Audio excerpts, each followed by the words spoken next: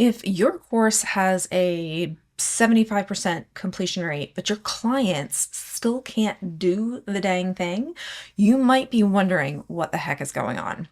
I'm Dr. Katrina Mitchum, and I've been designing and redesigning courses online since 2009. So the industry, the online business world, celebrates completion. If we've completed it, it's assumed that we've got what we needed. But in terms of learning, just because we did it doesn't mean we're competent in it. It just means potentially we check the box, right? The real question is, can they do something after they finish? And that matters, right? Because you're not selling entertainment. People aren't buying your courses because they want to be entertained, unless they are. And then by all means, continue on. But most people buy and sell courses because they want a change, right? People buy courses because they want something to change.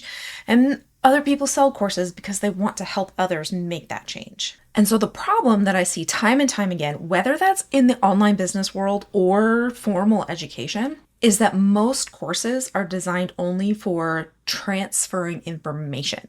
And while we do need information and knowledge to be able to do the things or change the things that we want to change, just information isn't actually learning. So what does this look like? This might look like they watch all your videos, they download all the workbooks, but they're still not applying it in their contexts. And this isn't about student motivation. It's not because they don't want it enough or they're not interested. It's about course design. We've got a gap, right, between knowledge, application, behavior change, and transfer of those things to other situations. And those things are not equal. They are not the same, but they're all really important in actually making learning happen. So knowledge is the I understand the concept bit, right? The application is I can do it with guidance. I can do it in the course. I can do it with support, however it happens to play out. It is the doing with piece of it. The behavior change is I can do it in my context without you. And the transfer is being able to do it in my context without you in the future, being able to apply it as the context changes. Most courses stop at that knowledge point, right? I can understand the concept. Okay, whoop-de-frickin-do. Maybe there's a little bit of application in there, especially if you have activities.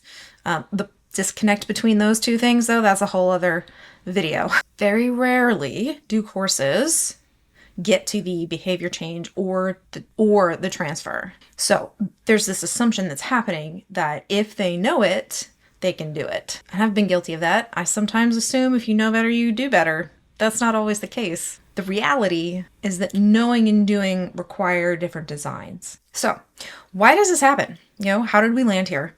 It comes down to actually how we learn.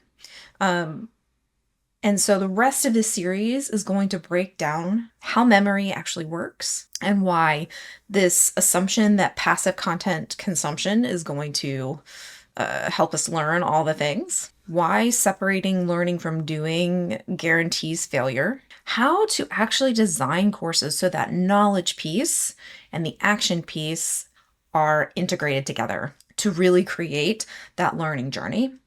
And then we're also going to talk about the learning science that kind of makes it all work. Then I will show you how it comes together in a real course design. I do break down learning science in those ways every 2 weeks in my Cut the Crap newsletter. The link is in the description.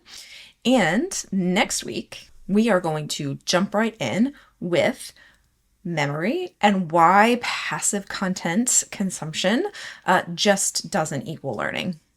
If it's not there, it'll be there next week.